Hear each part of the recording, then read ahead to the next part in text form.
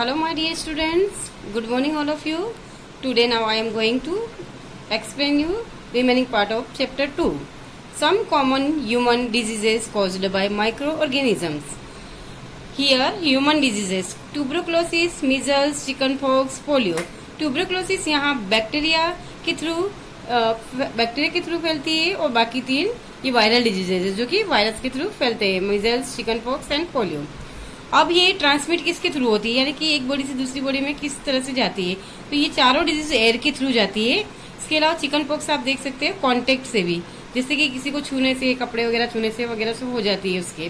फिर पोलियो है, वाटर के थ्रू भी होती है। Keep the patient in the complete isolation, के पेशेंट को कंप्लीट आइसोलेशन में रखना चाहिए। Keep the personal belongings of the patient away from Dooj of the others, और जो चीजें काम में ली गई है पेशेंट की, उन चीजों को उससे अलग रखना चाहिए। Vaccination to be given at a suitable age, और वैक्सीनेशन सही एज पे, जैसे कि एज का एक चार्ट दे दिया जाता है, उसके एज के अकॉर्डिंग अलग अलग टाइप्स की वैक्सीनेशन लगाई जाती है, तो सही टाइम पे वैक्सीनेशन देनी चाहिए। फिर है कोलेरा एंड टाइफाइड, जो कि बैक्टीरियल डिजीज है, जो बैक्टीरिया के द्वारा फैलती है, जो ट्रांसमिट होती है वाटर के थ्रू। वाटर, और यहाँ पे देख सकते हैं कोलेरा फूड के थ्रू भी ट्रांसमिट होती है। अब इससे कैसे प्रिवेंट किया जाए? Maintain personal hygiene and good sanitary habits, यानी कि अपनी हैबिट्स गुड सैनिटरी हैबिट्स रखने का और हमेशा हाइजीनिक को मेंटेन रखने का। कंज्यूम प्रॉपरली कुकड फूड, और अच्छा पका हुआ फूड ही खाना चाहिए। फिर है बॉइल्ड ड्रिंकिंग वाटर पीना चाहिए, और इसके अलावा वैक्सीनेशन टाइम टू टाइम होना चाहिए। फिर आप देख सकते हो नीचे की हेपेटाइटिस ए, जो आपने देखा होगा बचपन में मदर के वो टेबल में, वहाँ पे लिखा होता है हेपेटाइटिस ए, जो कि वायरल डिजीज है, वायरस के थ्रू फैलती है और ट्रांसमिट होती है वाटर के थ्रू। इसलिए बॉइल्ड वाटर हमेशा पीना चाहिए और वैक्सीनेशन टाइम टू टाइम कराना चाहिए। फिर मलेरिया के बारे में भी अच्छी से जानते ही हो आप, मलेरिया कैसे फैलता है, अभी अपन ने चैप्टर में आगे पढ़ा था। ये प्रोटोजोआ होते हैं, प्लाज्मोडियम, उसकी वजह से फैलते हैं, जो कि मॉस्किटो द्वारा ट्रांसमिट किए जाते हैं एक बॉडी से दूसरी बॉडी में, या फिर इस तरह से। Use mosquito net and repellent spray insecticides and control breeding of mosquitoes by not allowing water to collect in the surroundings. जैसे पहले ही मलेरिया के बारे में पढ़ा था कि मलेरिया आसपास पानी भरा हुआ नहीं होना चाहिए, टायर्स वगैरह में, कहीं पे भी छोटे छोटे मतलब कोई बर्तन है उसमें वगैरह, और insecticide time to time spray करने चाहिए, और नेट वगैरह यूज करनी चाहिए। और कभी कभी बॉडी पे लगाने के लिए कुछ ऑइंटमेंट्स भी आती है जो मॉस्किटो को अपने से दूर रखती है।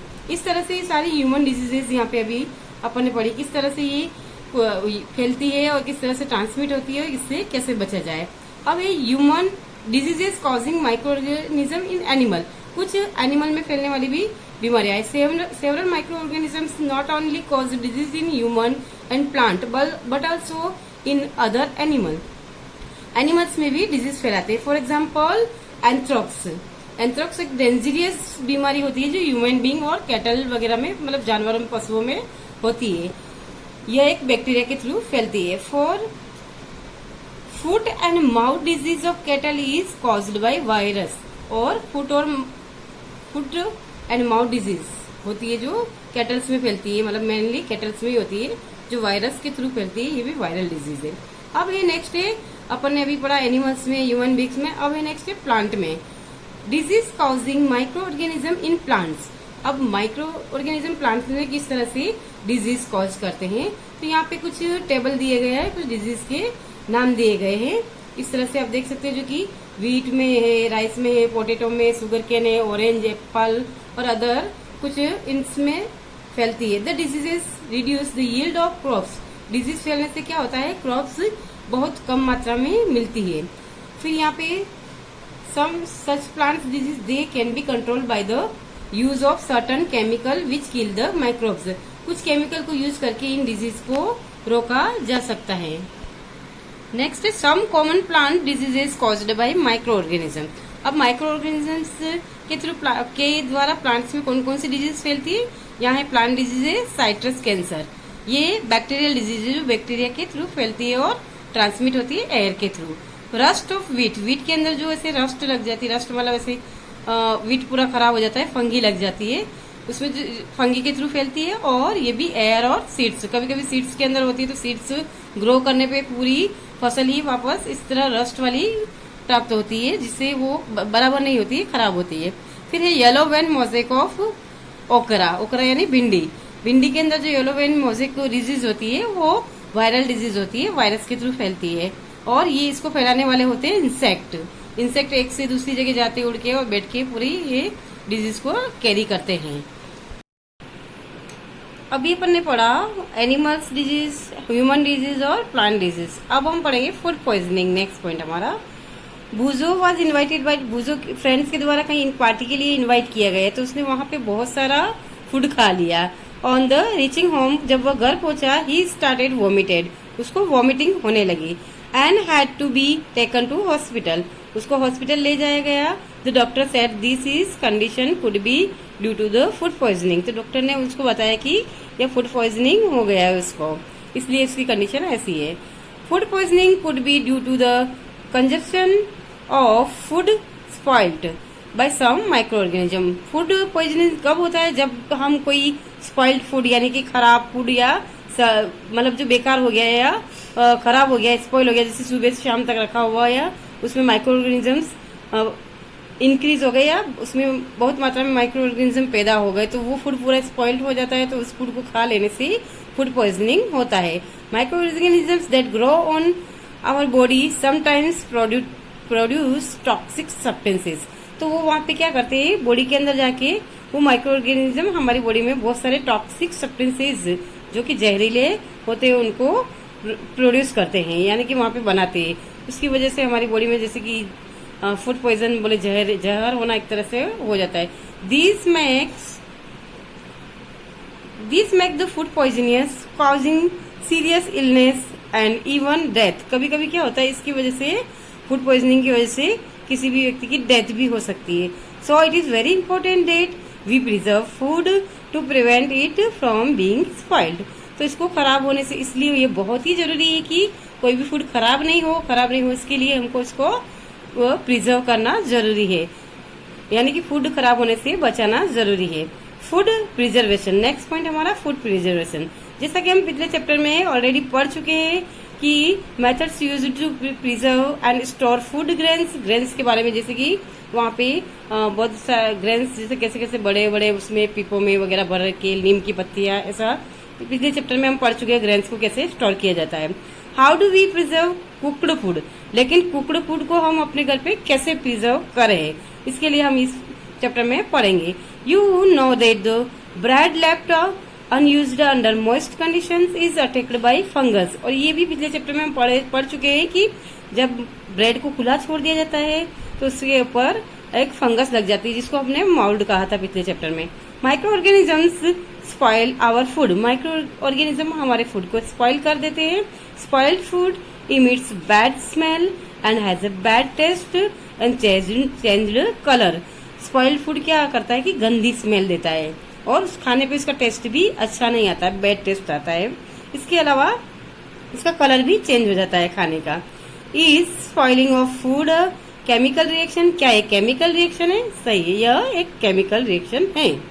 अब क्या करते हैं, पहेली और बुजो दोनों कुछ मैंगोज लाते हैं और कुछ टाइम के लिए वो नहीं खा पाते, तो कुछ डे के लिए उनको रख दिया जाता है, तो बाद में वो देखते हैं कि वो स्पॉइल्ड हो चुके हैं, मतलब सड़ चुके हैं। तो और लेकिन वो क्या देखते हैं कि उनकी दादी होती है जो पिकल अचार बनाती है, तो उसका अचार तो पूरे साल भर वो पिकल पड़े रहते हैं, तो ऐसा क्यों होता है, वो स्पॉइल्ड क्यों नहीं होते, लॉन्ग टाइम कैसे हो मतलब रह सकते हैं। इस तरह से सी इज कंफ्यूज, लो पूरी तरह से कंफ्यूज हो जाती है पहली। तो यहाँ पे फिर एक्चुअली होता क्या है कि अचार एक्चुअली प्रिजर्वेटिव्स मिलाए जाते हैं अचार में, सॉल्ट से, विनेगर से, तो उसकी वजह से वो अचार सड़ता नहीं है, जबकि मैंगो सड़ जाता है। तो हम यहाँ पे भी पढ़ेंगे, let's us study the common methods of preserving food in our home. हमारे होम में कौन कौन से मेथड से प्रिजर्व किया जाता है food. We have to save it from the take of microorganism, ताकि हम उसको बचा सके माइक्रो ऑर्गेनिज्म से और हमारे फूड को लंबे टाइम तक सेव कर सके। अब हम यहाँ पे प्रिजर्वेटिव्स के कुछ मेथड्स के बारे में पढ़ेंगे। फर्स्ट मेथड है chemical methods. Salt and edible oils are the common chemical generally used to check the growth of microorganisms.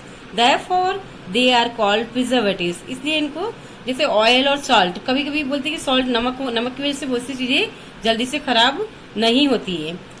और इसके अलावा सॉल्ट मिलाने से, सॉल्ट और ऑयल ऊपर, आप देखते हो पिकल के ऊपर मम्मी बोलती है कि फफूंद आ रही, तो उसमें क्या है, अगर पूरी तरह से ऑयल ऊपर रहता है तो वो खराब नहीं होता है। वी एड सॉल्ट और acid preservatives to pickle to prevent the attack of microorganisms. हम क्या करते हैं पिकल में, पिकल को बचाने, अचार को बचाने के लिए सॉल्ट ऐड करते हैं, या फिर एसिड जो आप बोलते हैं ये सिरका वगैरह उसको कहते हैं, वो प्रिजर्वेटिव पिकल में मिला दिए जाते हैं। उससे क्या होता है, माइक्रोब्स वहाँ पैदा नहीं होते हैं और अचार खराब नहीं होता है। इसके अलावा sodium benzoate and sodium meta bi sulphide are common preservative. इसके अलावा ये केमिकल प्रिजर्वेटिव है, सोडियम बेंजोएट और sodium meta bi sulphate. These are also, ये क्या करते हैं, जेम्स वगैरह, लेमन स्क्वेस जो आप सॉस मतलब बनाते हो, बहुत सारे जैम्स अलग अलग तरह का, बहुत तरह के स्क्वेसेस बनाते हो, तो उनके अंदर उनको डाल दिया जाता है, उससे वो लंबे टाइम तक खराब नहीं होते हैं। Check their spoilage, use to jam and squashes to check their spoilage, उनको बचाने के लिए ये सब काम में लिया जाता है। नेक्स्ट है preservatives by common salt, preservation by common salt. Common salts has been used to preserve meat and fish for ages. Meat and fish are covered with dry salt to check the growth of bacteria. Salting is also used to preserve amla, raw mangoes, tamarind, etc. इनको भी क्या किया, नमक में मिला के सुखा दिया जाता है और लंबे टाइम तक रख के फिर खाया जाता है। प्रिजर्वेशन बाय शुगर, अब शुगर के द्वारा कैसे प्रिजर्वेशन होता है। Jams, jellies and squashes are preserved by sugar. Jams, jellies और स्क्वेसेस इन सबको शुगर के द्वारा प्रिजर्व किया जाता है। Sugar reduces the moisture, sugar क्या करती है, मॉइस्चर को रिड्यूस कर देती है। डायरेक्ट इनके अंदर शुगर डाल दी जाती है तो वो शुगर उनकी मॉइस्चर को रिड्यूस कर देती है, जिससे ये जल्दी से खराब नहीं होते।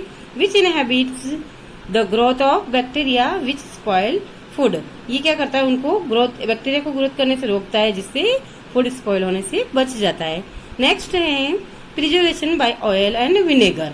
अब यहाँ पे ऑयल और विनेगर से कैसे प्रिजर्वेट किया जाता है।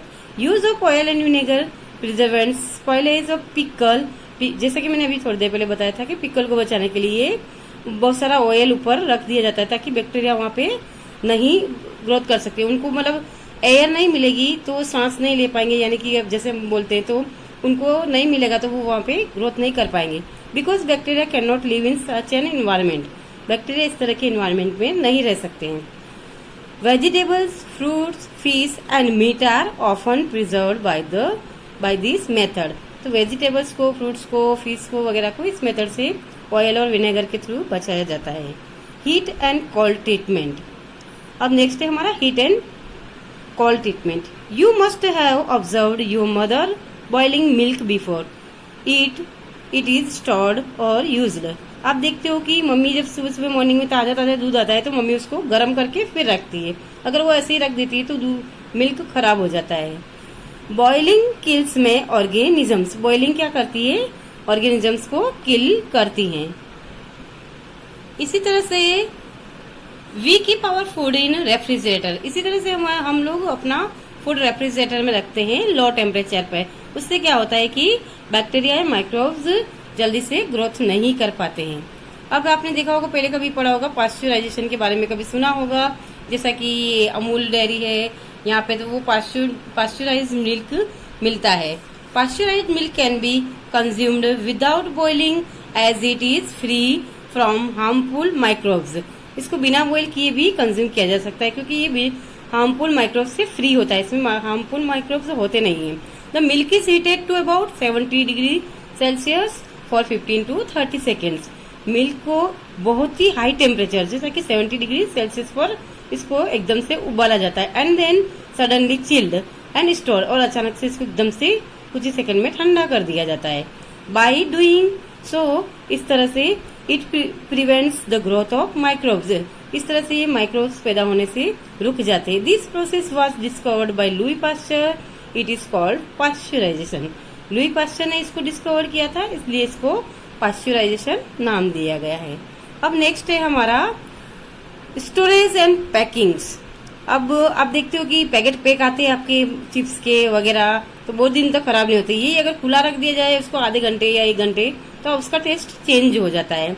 This days dry fruits and even vegetables are sold in sealed air tight packages to prevent the attack of microbes। Microbes से बचाने के लिए अपन एयर टाइट या सील्ड पैकेट ही लेते हैं। अगर कोई खुला होता है तो अपन उसको जल्दी से खरीदते नहीं हैं।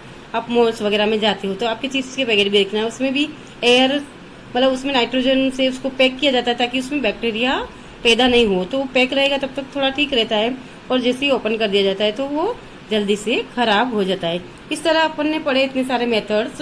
प्रिजर्वेशन के केमिकल मेथड है, preserve by salt, common salt द्वारा, preservation by sugar, preservation by oil and vinegar, heat and cold treatment method और स्टोरेज एंड पैकिंग। ये सारे मेथड अभी सारे प्रिजर्वेशन के मेथड है। इस तरह से हम सभी चीज को, फूड को हमारे स्पॉइल होने से बचा सकते हैं। नेक्स्ट पॉइंट है हमारा नाइट्रोजन फिक्सेशन। ये मैं अगले लेक्चर में आपको एक्सप्लेन करूंगी। आज के लिए इतना ही। Good bye.